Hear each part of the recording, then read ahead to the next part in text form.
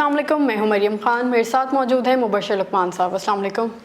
वालेकुम सलाम। कैसे हैं आप? मैं ठीक हूँ, आप कैसे हैं? मैं अल्हम्दुलिल्लाह बिल्कुल ठीक हूँ। हुकूमत ने 15 सितंबर से स्कूल्स खोलने का ऐलान कर दिया और शादी हॉल्स 15 अगस्त से और तफरीगाह जो हैं वो 7 अगस्त से। तो इस फैसले को आप कैसे देखते हैं, क्योंकि यूरोप में जो है दोबारा से लहर आने का खदशा है और हर 15 सेकंड बाद जो है एक मौत हो रही है कोविड-19 से। हमारी खैर पहली लहर ख़त्म होगी तो हम दूसरी लहर की फ़िक्र करेंगे ना अभी तो।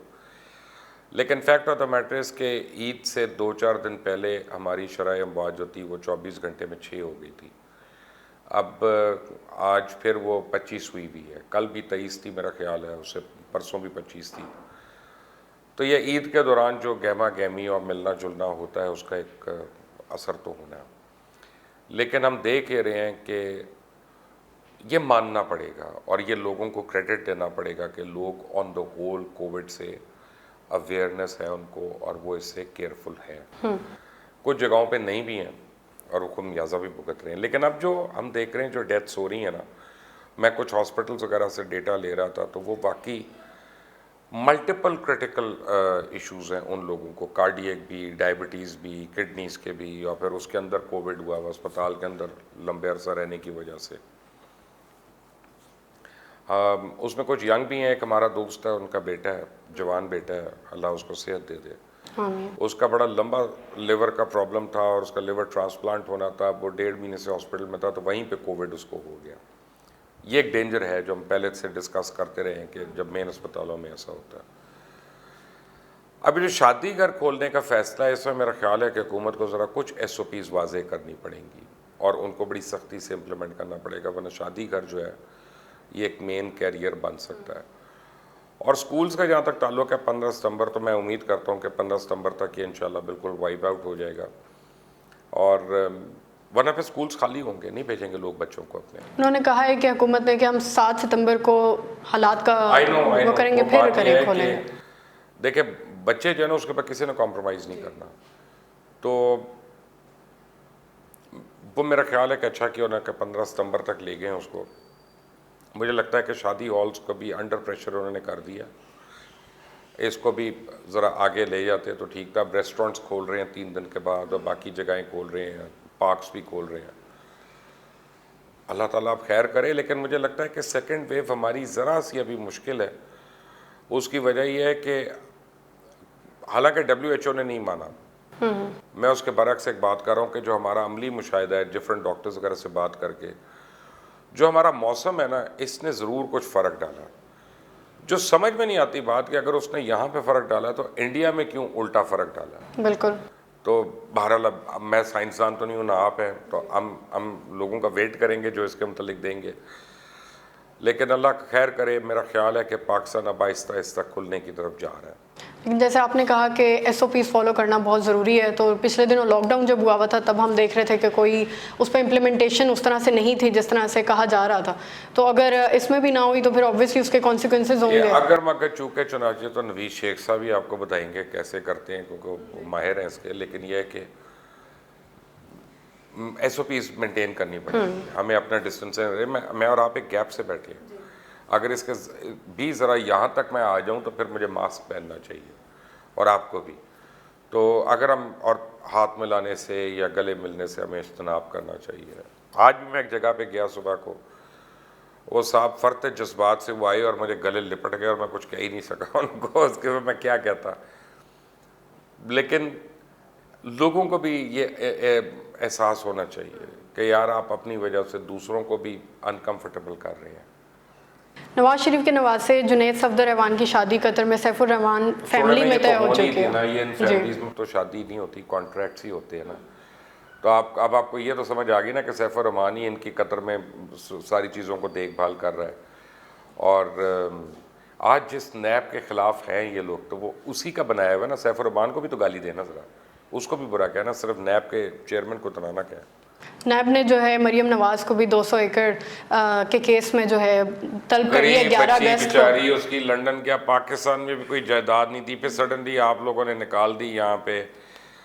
मेरा ख्याल है मरियम को वो कंपनी एंजॉय करती है, वो बुलाते हैं, बातें होती हैं, चाय वाय पी जाती है, वो बाहर आती हैं, प्रेस कॉन्फ्रेंस कर देती हैं। लेकिन इस बार नहीं करेंगी। मुझे मुश्किल लगता है। मुझे लगता है इस बारी मरियम प्रेस कॉन्फ्रेंस और अगर करेंगी तो बड़ी डोसाइल किस्म की होगी। लेकिन उनके पिछले केसेस का क्या बना, मतलब ये अब नया केस आ गया लेकिन पिछले तो ये तो नैब वाले बता सकते हैं, उनकी प्रोसिक्यूशन जो है वो तो दुनिया के सामने, मैं उस पर कम ही बोलूँ तो अच्छा है।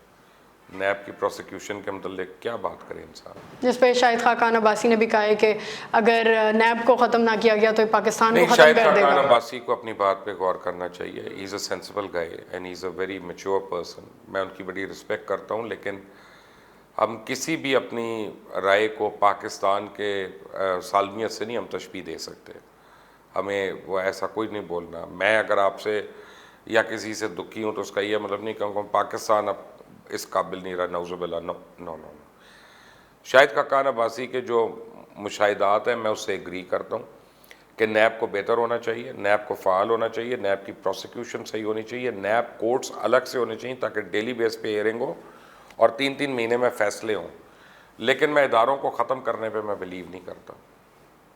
नवाज शरीफ बाहर बैठे हैं, शहबाज शरीफ बाहर एहतजाज के लिए आना नहीं चाहते, पीपल्स पार्टी और नून लीग के इख्तलाफात जो हैं वो बढ़ गए हैं और मौलाना फजल रहमान जो परेशान हैं, तो अपोजिशन का जो दावा था कि हुकूमत गिरा देंगे वो ईद के बाद, तो वो तो मेरी वहीं का कल वहीं एक रहेगा। अपोजिशन के सीनियर रहनुमा से बात हो रही थी जी, उनको मैंने कहा ट्विटर पे नहीं आप हुकूमत गिरा सकेंगे, ना फेसबुक पे।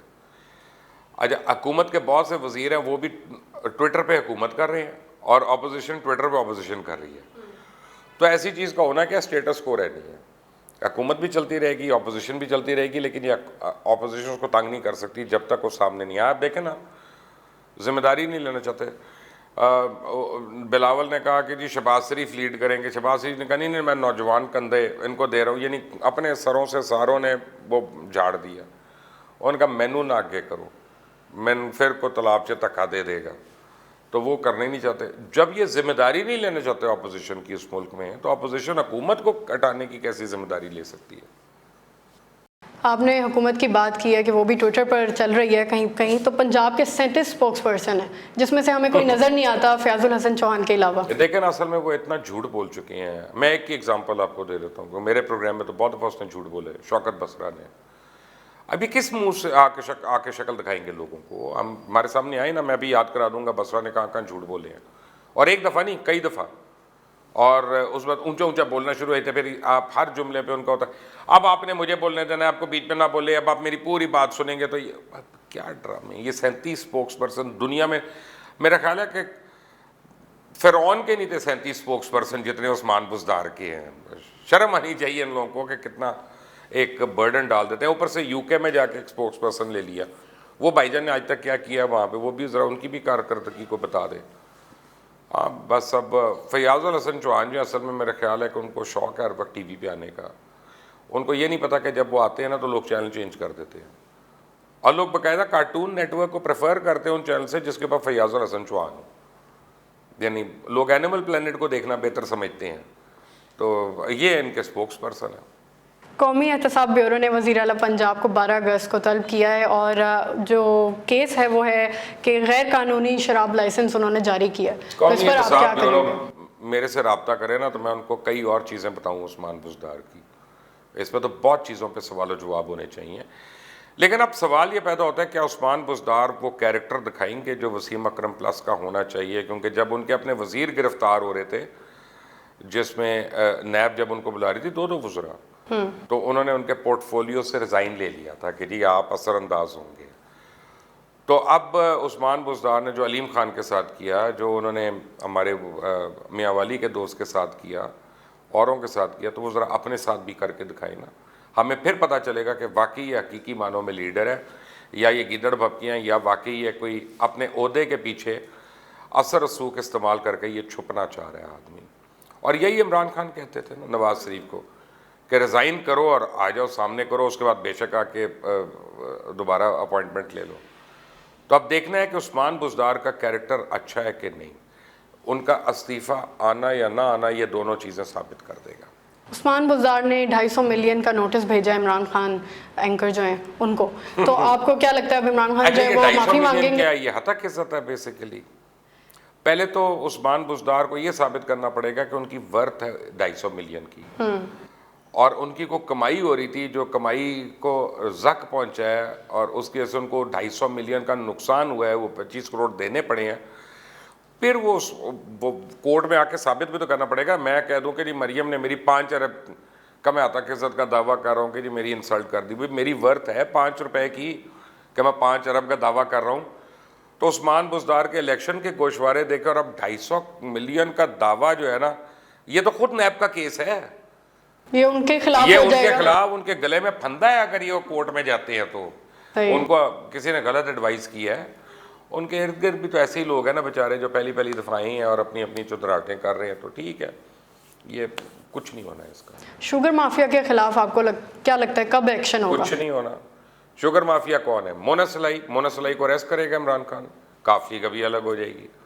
तो मोना सलाई तो एक सीक्रेट का हुआ ना, उसके मतलब हर आदमी बात करता है, सब कुछ करते हैं, लेकिन अरेस्ट नहीं उसको करना। खुसरो बख्तियार को अरेस्ट करेंगे, वो तो काबीना में है, बड़े अहम वजारत में। उनके भाई को अपना उसको अरेस्ट करेंगे, फाइनेंस मिनिस्टर हैं पंजाब के। जहांगीर तरीन को खुद निकलने दिया। साइन किसने किया? उस्मान बुज़दार ने। करेंगे अरेस्ट उस्मान बुज़दार को, तो फिर आप किसको अरेस्ट कराना है आपने? उसके अलावा उनके फोरमैन को, उनके लेबर वालों को, कोई ट्रक के लोडर है, उनको कराना है अरेस्ट? रहने देना यार। साबिक कप्तान इंग्लैंड क्रिकेट टीम ने कहा है कि अगर बाबर आजम विराट कोहली होता तो हर कोई उनकी बात कर रहा होता। तो आपको लगता है कि हम लोग अपने टैलेंट को खुद ड्यू रिस्पेक्ट नहीं देते जितनी उनकी होती है? देखिए, मैं आपको एक बात बताऊं कि मैं विराट कोहली का बड़ा फैन हूँ। Virat Kohli is an outstanding player. लेकिन एक हमने ना कुछ 2 महीने पहले 3 महीने पहले यहीं पे एक प्रोग्राम किया था और हमारे एसोसिएट शुएब ने उसकी रिसर्च की थी। और जब वो रिसर्च आमने सामने रखी थी तो वो तमाम आदाद व शुमार बताते थे कि बाबर आजम जो है विराट कोहली से बेहतर प्लेयर है। अच्छा। और वो रिसर्च हमें बताती थी कि बाबर आजम जो हैं उनको अल्लाह ने बहुत ज़्यादा सलाहियतें दी हैं जिनका शायद हम लोगों ने एतराफ़ कम किया। तो हमें तो फ़ख्र होना चाहिए कि बाबर आजम जो है वो वर्ल्ड्स नंबर 1 बैट्समैन है या वर्ल्ड क्लास बैट्समैन है और हर फॉर्म ऑफ प्ले गेम में है। वो 20 में भी हैं, T20 में भी हैं, वनडे में भी हैं, टेस्ट में भी हैं। He is a dependable person, he is a doer and he is a match winner. सबसे बढ़ के बात देखिए, डिपेंडेबल तो सचिन तेंदुलकर बहुत ज़्यादा थे, लेकिन तेंदुलकर ने कितने मैच जीते इंडिया के लिए? उसके बरक्स गंगूली ने या द्रविड़ ने मैच बचाए इंडिया को, गंगूली ने मैच जीते हैं। तो मैं तो समझता हूँ बाबर आजम बहुत बेहतर प्लेयर है। लेकिन हमारे पाकिस्तान में उतनी रिस्पेक्ट नहीं दी जाती या उतना स्टार नहीं बनाते। अच्छा हो जाता, हम वैसे ही उसके वैरी पड़ जाते हैं क्या तरक्की क्यों कर गया। तो वो बस बाबर आजम बेचारा उस चीज़ की भुगत रहा होगा, लेकिन कोई इसमें कोई शक नहीं। मैं 2 ग्रेट प्लेयर्स के कंपैरिजन में मैं बिलीव नहीं करता कि मैं विराट कोहली और बाबर आजम को कंपेयर करूं। लेकिन मॉडर्न डे में ये भी फैक्ट है कि बाबर आजम से अच्छा बैट्समैन नहीं है। सर आपका बहुत बहुत शुक्रिया। व्यूअर्स आपका बहुत शुक्रिया। अगर आपको ये प्रोग्राम पसंद आए तो इस वीडियो को लाइक करें, हमारे चैनल को सब्सक्राइब करें, बेल आइकन को प्रेस करिएगा। अपना ख्याल रखें। खुदा हाफिज़।